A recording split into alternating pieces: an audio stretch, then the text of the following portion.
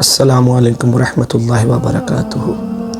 आज इस मौजू में मैं बात करना चाहता हूँ, उसका वास्ता हम सब का पड़ता है। हमारी रोज़मर्रा ज़िंदगी में ये मसला सबके साथ होता है और लोग इसके बारे में सवाल भी करते हैं कि ये ठीक है या नहीं। वो है को एजुकेशन।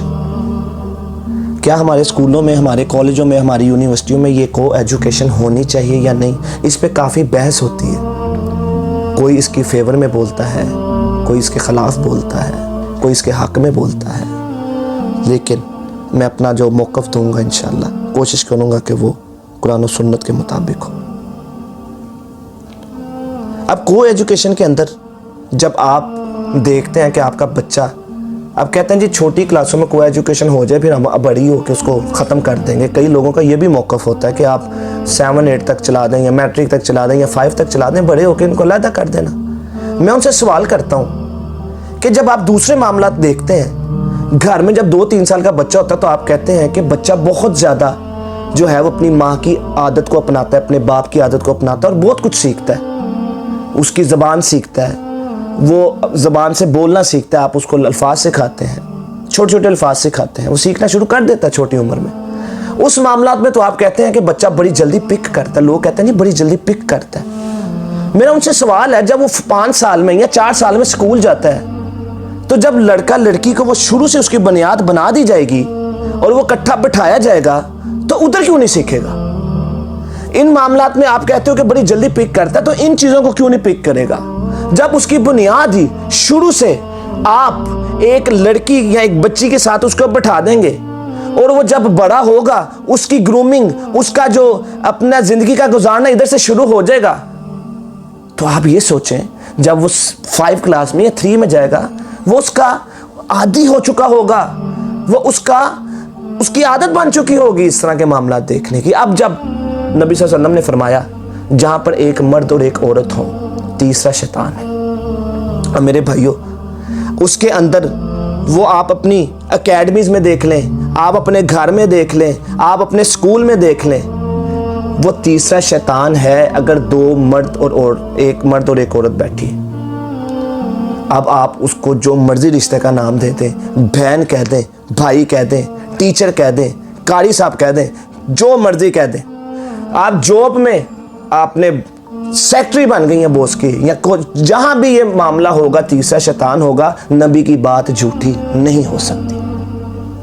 अल्लाह पर जिनकी रहमत हो, अल्लाह की जिन पर रहमत हो, वो इनसे बच जाते हैं, वो इस मामला से बच जाते हैं। लेकिन ज़्यादातर शैतान के हमले का शिकार हो जाते हैं और फिर मामला कहाँ तक पहुँच जाता है ये आप भी जानते हैं। अल्लाह अकबर। फिर जब ऐसी नशोनुमा बच्चे की जब शुरू होती है तो वो मैट्रिक तक, और फिर वो कहता है ये जायज़ है क्योंकि शुरू से उसने ये माहौल देखा होता है।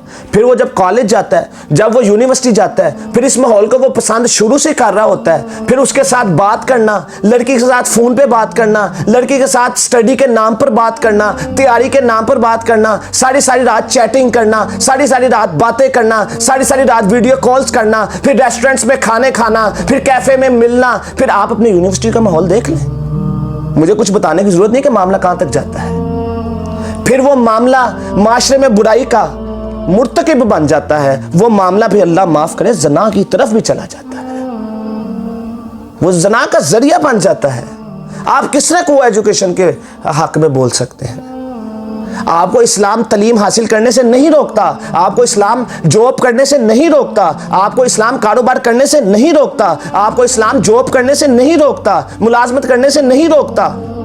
आपको इस्लाम बेपर्दगी से रोकता है, आपको इस्लाम बेहयाई से रोकता है, आपको इस्लाम बेशर्मी से रोकता है। आप देखें तो सही, आप पर्दे में रहकर तलीम हासिल करें, आपको इस्लाम इससे मना नहीं करता। आप पर्दे में रहकर लेक्चर्स दें, इस्लाम आपको मना नहीं करता। आप पर्दे में रहकर जॉब करें, इस्लाम आपको मना नहीं करता। लेकिन मेरे भाइयों, जब ये पर्दा हटता है ना तो फिर कुछ भी नहीं बचता, फिर कुछ भी नहीं बचता।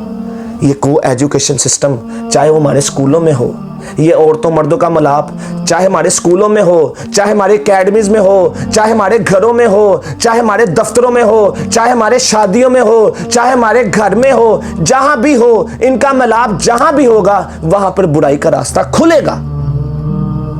आप देख लें, अपनी शादियों में देख लें, जब आप इनको इकट्ठे बिठाते हैं तो फिर क्या होता है। आप गुनाह के मुर्तकिब होते हैं। कहने वाले कहते हैं जी वो तो कजन्स हैं, जी जानने वाले हैं। अब 500 बंदा गैर महरम जो एक दूसरे को देख रहा है, नंबरों का तबादला शादियों में देखा जाता है, लड़के लड़कियों का मामला देखे जाते हैं, सबको पता है, लेकिन कोई बोलने के लिए तैयार नहीं। और कोई बोल पड़े तो उसको कहा जाता है कि आप चुप कर जाएं, आप निकल जाएं, आप हमारी शादी में शामिल ना हो। अल्लाह अकबर। जहाँ पे भी औरतों का, मर्दों का, लड़के को लड़कियों का, चाहे वो बचपन में हो, चाहे लड़कपन में हो, चाहे जवानी में हो, जहाँ भी इनका मिलाप होगा, जहाँ भी इकट्ठे होंगे, वहाँ पर बुराई का मुर्तकिब होने का अंदेशा बहुत ज़्यादा बढ़ जाता है। मैं ये नहीं कहता कि हर जगह ऐसा होता है, मैं ये नहीं कहता। जो अच्छे लोग हैं मैं उनके बारे में बिल्कुल भी मेरा मौजू नहीं है, लेकिन मैं उनके बारे में बात कर रहा हूँ जहाँ पर बुराई हो रही है। आपको क्या पता कि आपके जाने वाली यूनिवर्सिटी की बेटी, आपके हॉस्टल में रहने वाली बेटी या आपकी बहन वो हॉस्टल में रात कैसे गुजार रही है। आपको ये भी नहीं पता कि आपकी बेटी या आपका बेटा बेडरूम में रात कैसे गुजार रहा है। जब आपने उसको ये दे दिया है तो फिर आपको कुछ भी नहीं पता। इस पे वीडियो कॉल्स चले, इस पे मैसेजिंग चले, इस पे चैटिंग चले, आपको क्या पता। आप तो अपने बेडरूम में सोए पड़े हैं। आप सुबह अपने काम पे चले जाएंगे, उसकी माँ किचन में चली जाएगी। आपको क्या पता कि दिन रात बच्चों के कैसे गुजर रहे हैं। कभी आपने सोचा?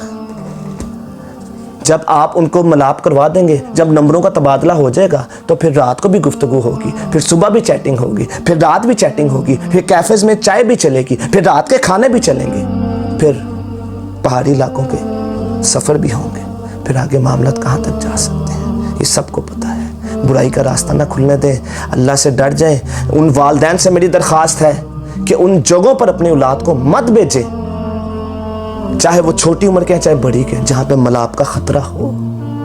अल्लाह से तबाह है। अल्लाह हमारा हर अमल कुरान और सुन्नत के मुताबिक बना दे। जहाँ पर पर्दे का हुक्म है वहाँ पर पर्दा वाजिब है, हमारे ऊपर फ़र्ज़ है, हमें करना चाहिए। इस पर हम सबको आवाज़ भी उठानी चाहिए। जहाँ तक मेरी वीडियो पहुँच रही है वो मेरी आवाज़ को आगे बढ़ाएँ। अल्लाह ताला से दुआ है अल्लाह ताला हमारा हर अमल कुरान और सुन्नत के मुताबिक बना दे। सुभान रब्बिका रब्बिल इज़्ज़ति अम्मा यसिफून व सलामुन अलल मुरसलीन वल्हम्दुलिल्लाह।